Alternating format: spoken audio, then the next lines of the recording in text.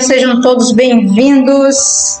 Deus abençoe abundantemente cada um de nós. Deus alcance os nossos corações.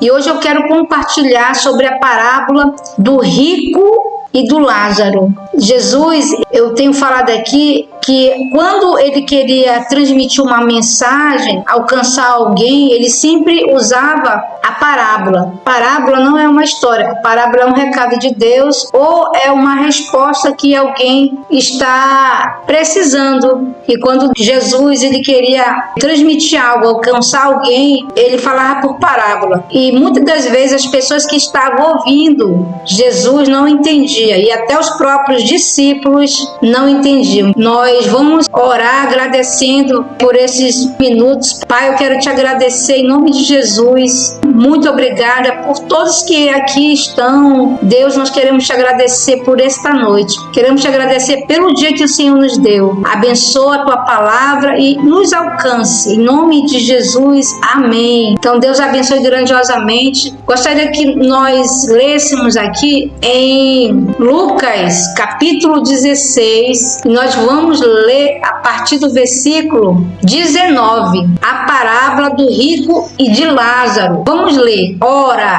havia um homem rico e vestia-se de púrpura e de linho finíssimo e vivia todos os dias regalada e esplendidamente. Havia também um certo mendigo chamado Lázaro, que jazia cheio de chagas à porta daquele rico e desejava alimentar-se com migalhas que caíam da mesa do rico, e os próprios cães vinham lamber-lhes as chagas. E aconteceu que o mendigo morreu e foi levado pelos anjos para o seio de Abraão. E morreu também o rico e foi sepultado. E no Hades ergueu os olhos, estando em tormento, e viu ao longe Abraão e Lázaro no seu seio. E clamando, disse: Abraão, meu pai, tem misericórdia de mim, e manda Lázaro que molhe na água a ponta do seu dedo e refresque a língua,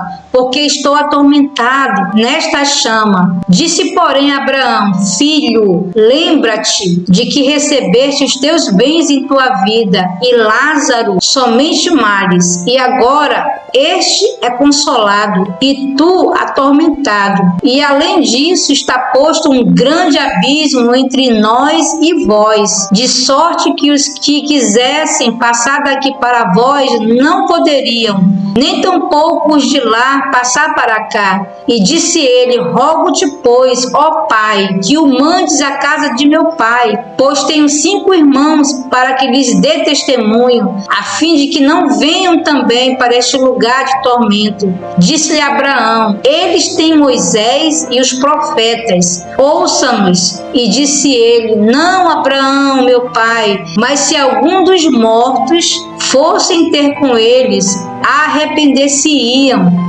Porém, Abraão lhe disse: Se não ouvem a Moisés e aos profetas, tampouco acreditarão, ainda que algum dos mortos ressuscitem.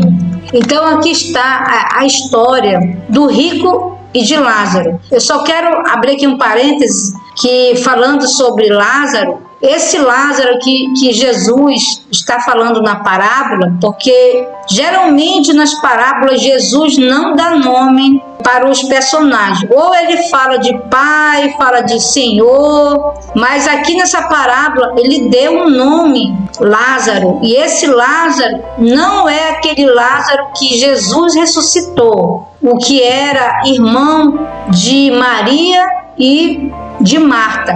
Então, quando eu comecei assim a ler a Bíblia, eu pensava que esse Lázaro aqui da parábola era o mesmo Lázaro que Jesus tinha ressuscitado, mas não é. Jesus conta sobre 2 homens: o rico, que vivia no luxo, e o mendigo, que era chamado de quê? De Lázaro, que jazia à sua porta. Então, existia o mendigo, existia o rico, o homem rico que se regalava. Lázaro, ele vivia na porta mendigando, comendo o quê? Das migalhas. Quando ambos morrem, Lázaro é acolhido pelos anjos e é levado para o seio de Abraão. E o rico, ele é atormentado. Essa parábola não é sobre o céu, não é sobre o inferno, ela mais sobre quem viveu sob o governo e quem não viveu. Então, essa parábola é esse entendimento. Não é só dizer, é sobre o inferno, é sobre o céu, não. É sobre quem governa aqui nessa terra. Lázaro, ele era pobre, mas só que Jesus trazia uma simbologia, ou seja, é aquela pessoa que não está atenta, por exemplo, do rico, que só se regalava, só queria saber de festa, se vestia muito bem. Não é pecado, não tem problema de você se vestir bem. O rico governou aqui na terra, mas ele era distante de Deus. Lázaro era pobre, ele não tinha muitas posses, mas era um homem temente a Deus. Um foi levado para o seio de Abraão e o outro foi levado para o tormento. O rico, ele governava na terra, mas sem Deus. E Lázaro não tinha nada, mas viveu sob o governo de Deus, dependente, fiel, submisso. O reino de Deus sempre inverte a lógica. O seio de Abraão diz que Lázaro foi levado para o seio de Abraão. É mais que um lugar. O seio de Abraão é um lugar de descanso. E conta a parábola, diz que o rico foi levado para o tormento. Nós lemos no versículo que quando o rico olhou para o outro lado, ele viu quem? Ele viu Abraão. E Lázaro estava lá com ele. Lázaro estava o quê? Numa boa. E enquanto o rico estava em tormento, pedindo a água, pedindo que pelo menos Lázaro molhasse o dedo, na água para que ele viesse se refrescar. Então Abraão, ele representa o quê? O pai do reino, o amigo de Deus, aquele que viveu. Abraão foi tido como um homem da fé, o homem de fé. Então, seio de Abraão é um lugar aonde nós vamos descansar. Então nós não podemos só apenas nos regalar neste mundo, apenas eu quero só saber de ter posse, de ter isso, de ter aquilo. Mas eu contei em outras parábolas que a nossa vida é um tripé. Nós temos um corpo, uma alma, nós temos um espírito. Nós temos que trabalhar nessas três esferas. Temos que cuidar do nosso corpo, nós temos que cuidar do nosso entendimento. É isso que o Senhor quer para nós. O Senhor quer que nós venhamos ter uma vida abençoada, sim, aqui na terra. Mas nós precisamos também prestar atenção no que nós podemos melhorar, o que nós podemos dar um tempo para Deus, porque os dias maus, eles vêm em nossas vidas e às vezes você não sabe o que fazer.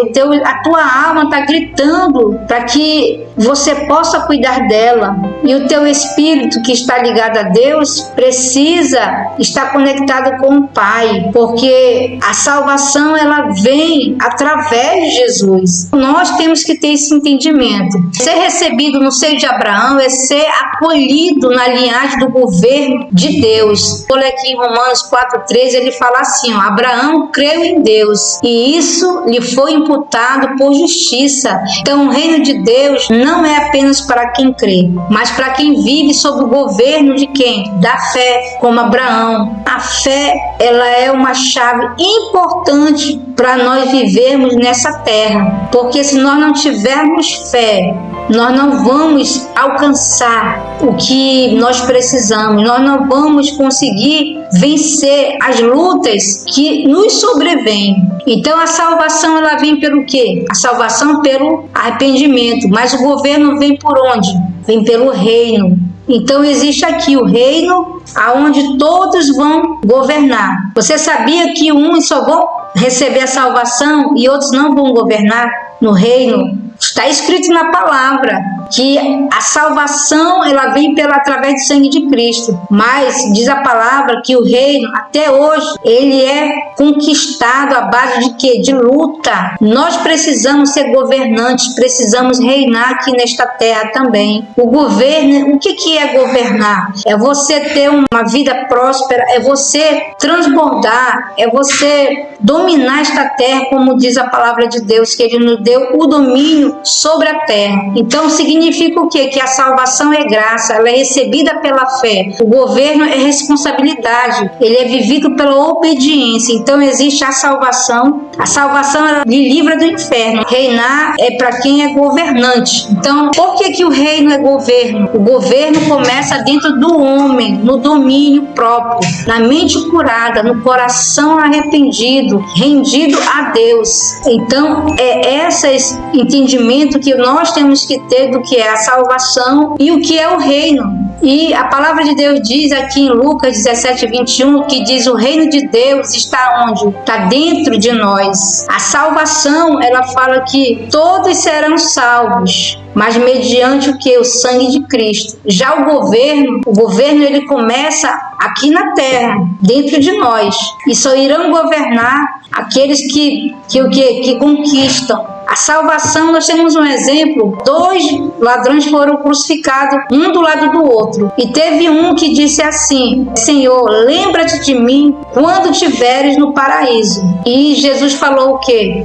Hoje mesmo estarás comigo no paraíso. Ou seja, a salvação, ela é instantânea. Não precisou daquele ladrão ele ir para o batismo, não precisou ele pregar o evangelho. Ele precisou do quê? De se arrepender. Ali na cruz, com certeza, aquele ladrão, ele se arrependeu e ele reconheceu. Enquanto o outro ladrão disse assim: não perde o teu tempo, porque se Jesus fosse o Filho de Deus, ele mesmo se salvaria, mas ele nem se salvou. Mas o outro ladrão não, ele reconheceu e disse: Senhor, lembra-te de mim quando tu estiveres no paraíso.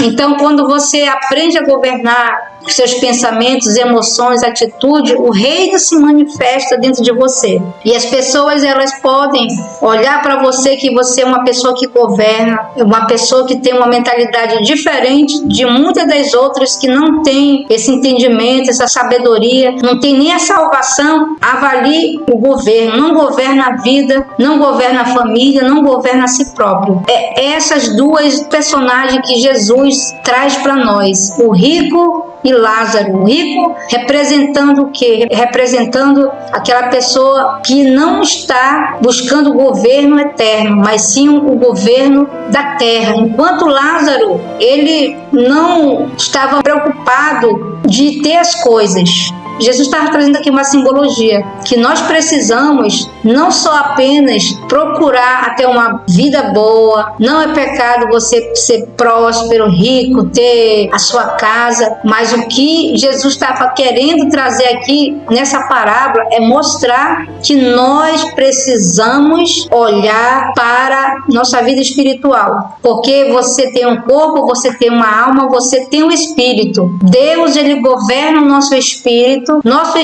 governa a nossa alma e a nossa alma governa o nosso corpo. Se você não tem um governo de Deus na sua vida, com certeza você não tem governo aqui na terra. Então aqui uma aplicação prática para nós que nós podemos aqui fazer, que a salvação é o começo, é o pontapé de tudo, que é o perdão, é uma vida nova. E o reino ele é o processo, é a transformação diária. E o governo ele é o resultado, a autoridade espiritual. Estamos chegando ao final do nosso vídeo e eu agradeço muito pela sua presença, nos ouvindo, nos assistindo. Se você gostou deste vídeo, já envia para aquela pessoa que precisa ouvir e já se inscreve no nosso canal e até o próximo vídeo.